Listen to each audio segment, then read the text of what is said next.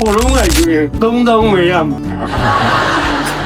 လူဆိုတာလောဘတွေသိမရှိရင်ပေါ်ရတယ်လို့ကျွန်တော်နားလည်ပါ စာရေးစကားပြန်ရင်ဘာမှတ်သားရကြံလဲဒီစကားကိုကျွန်တော်အရင်ကတည်းကတော့ကြားဘူးနေတာတော့ကြားခဲ့ပြီဒါပေမဲ့ဒီနေ့ဗီဒီယိုလေးတစ်ခုနားထောင်ပြီးတော့မှဒီစကားကတကယ်ပါလားဆိုတာကိုကျွန်တော်လက်တွေ့သိခဲ့ရပါတယ်ဟုတ်ပါတယ်စာရေးဆရာကြီးနေတွင်သားစောချီရဲ့စာပေဟောပြောပွဲဗီဒီယိုတစ်ခုမှာကျွန်တော်မှတ်သားလိုက်ရတဲ့စကားလေးတစ်ခုရှိပါတယ်အပါလေးလဲဆိုတော့ကျွန်တော်နဲ့အတူတူနားထောင်ကြည့်ရအောင်နော်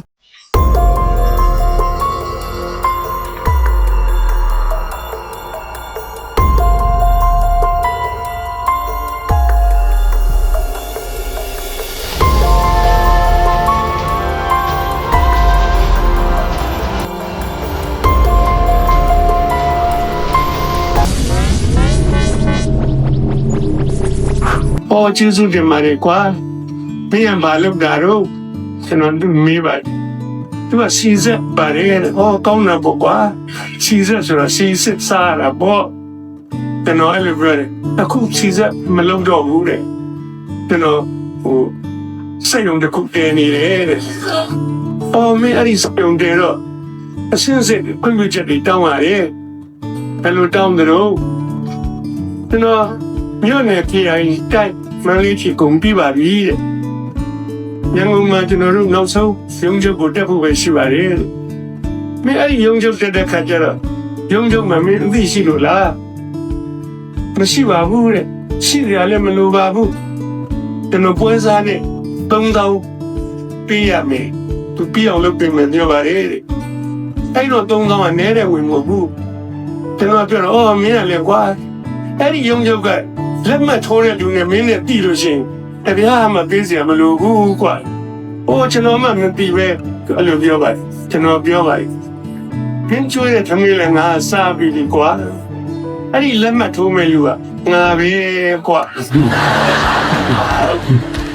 ။မင်းတို့ပြန်သွားရင်အဲ့တိုင်းကပြမှုချက်တွေပါလိကိုင်ပြီးလိုက်လာခဲ့ပါတော့တပြားမှလည်းမပေးပါနဲ့။ငါပေးပါပြီဆိုလက်မှတ်ထိုးပေးလိုက်ပါလေ။ကျွန်တော်တပြားမှသူ့ရှေ့ကမယူတာဟန်ချလိုက်တာအခုအနှစ်20ကျော်ပါပြီကိုလင်းလင်းကနှစ်တိုင်းစီပုံးနေပို့ပါလေတွေ့ကြည့်ရင်ကျွန်တော်ပိုလုံးကယူရင်3000ဝယ်ရမှာနော်အခုကျွန်တော်သိန်းပေါင်းနဲ့တွေ့ကြည့်တော့များနေပြီလူဆိုတာလောဘတွေသိမရှိရင်ပေါ်ရတယ်လို့ကျွန်တော်နားလည်ပါဒီမှာနော်လူဆိုတာတဲ့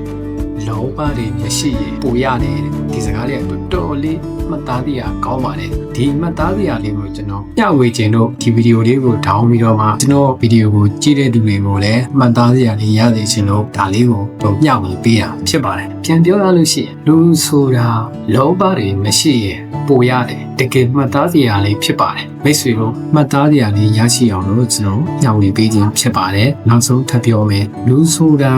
လောဘတွေမရှိရင်ပူရတယ်ဒါလေးကိုမှတ်သားနိုင်ကြပါလေခင်ဗျကြည့်ရှုပေးကြတဲ့တယောက်ချင်းစီတိုင်းကိုကျေးဇူးအများကြီးတင်ပါတယ်နောက်ဗီဒီယိုတွေမှာဆုံတွေ့ပါမယ်ခင်ဗျ